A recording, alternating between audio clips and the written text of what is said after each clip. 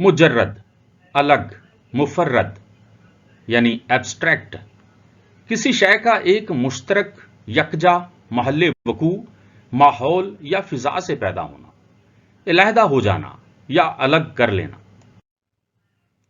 Art میں تجرید سے مجرد وہ ہے جو موضوع کی معروف جسمی شکل سے ہٹ کر ہو، کسی شے کے سایہ یا تاثر یا تصور کی تصویر۔ یہ علامتی آرٹ سے آگے کی منزل ہے۔ مذہب میں تجرد سے مراد وہ شے لی جاتی ہے جو مادے سے پاک یا مبرہ ہو۔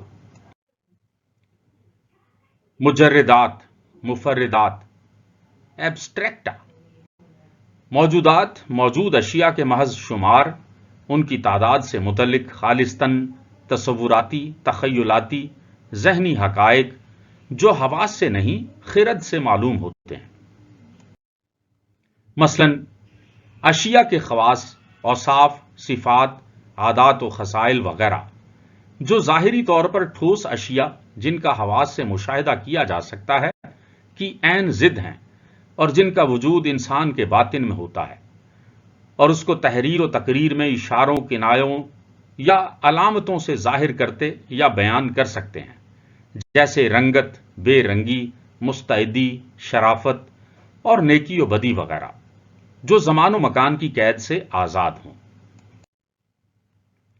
مجرد اور متحجر، ایبسٹریکٹ اینڈ کنکریٹ، جب کسی متحجر یعنی ٹھوس شے سے اس کی صفت یا جزوی پہلو الگ کر کے دیکھا جائے تو اس کا مجرد حصہ نظر آتا ہے۔ ہیگل کی رائے میں جب اشیاء اور مظاہرات کو محض تحسسات سے جانا جاتا ہے تو وہ متحجر کہلاتے ہیں اور مجرد صرف نفس کے عمل سے پیدا ہوتا ہے۔ مارکس نے متحجر کو جدلیاتی رشتوں اور کلیت کی ریخت کے مترادف قرار دیا ہے۔ مجرد اور متحجر ایک دوسرے کی ضد نہیں، بلکہ متحجر کے راستے میں مجرد ایک منزل ہے۔ متحجر کو مجرد کی غیر منکشف اور غیر ترقی یافتہ صورت کہہ سکتے ہیں۔ ہیگل نے مجرد اور متحجر کو کلی اور پھول اور بیج اور درخت سے تشبیہ دی ہے۔ تجرید یعنی ایبسٹریکشن، کسی شے کو اس کے مادے اور مقرون لواحقات سے علیحدہ کرنا۔ تجرید اس عمل کو کہتے ہیں جو کسی شے کے صرف ایک حصے کو تصوراتی طور پر الگ کر دے۔ یہ تجزیہ یعنی انالیسس سے مختلف ہوتی ہے، کیونکہ تجزیہ کسی مکمل شے کا ہوتا ہے، جبکہ تجرید کسی شے کے صرف ایک حصے یا صفت کی ہوتی ہے۔ تجرید کے نتیجے یا پیداوار کو بھی تجرید ہی کہتے ہیں۔ تجرید کے عمل میں بعض اوقات امکانی پہلو کو نظر انداز کرنا پڑتا ہے، مثلاً اعداد کے پورے سلسلے کو گننا محالات سے ہے۔ لیکن اگر اس امکان سے چشم پوشی اختیار کریں تو ہمیں واقعی لامتناہیت، ایکچوئل انفینٹی، بشرطی کہ وہ شمار کی جا سکے کا علم ہو سکتا ہے۔ ہمارے تصورات اور معقولات تجرید کا نتیجہ ہیں۔ وقوف کا تجرید سے لامحالہ واسطہ ہے، کیونکہ ان کے بغیر کائنات اور ماحول کو سمجھا نہیں جا سکتا۔ نفسیات میں افراد کے ادراک و مشاہدات سے جنس یا گروہ کا تصور قائم کرنے کا عمل تجرید کہلاتا ہے۔ تجرید وہ نفسی عمل ہوتا ہے جس کی بدولت جزیات سے کلیات کی طرف جاتے ہیں۔ مثلاً ایک کتے کو دیکھ کر مزید کتوں کا تصور قائم کیا جا سکتا ہے۔ وجودیت ایگزسٹینشیلزم میں تجرید، کیرکیگارڈ کے مطابق وجود کی حقیقت جزیات میں ہے، لہذا فکر کو وجود کی تجرید کرنی پڑتی ہے، کیونکہ جزیات تو فکر کی گرفت سے باہر ہیں، صرف کلیات پر ہی اس کی دسترس ہے۔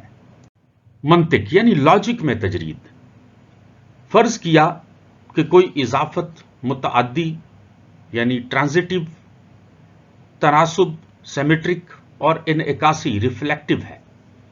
اگر اس ساخت اضافت کے ارکان کے بالمقابل نئے عناصر اس طرح تسلیم کر لیے جائیں کہ رے کی ساخت اضافت کا کاف اور یہ کے ساتھ ان کا تطابق ہو جائے تو ان سے نئے عناصر کو تجرید کہا جاتا ہے۔ پینو اسے طریقہ تعریف کہتا ہے۔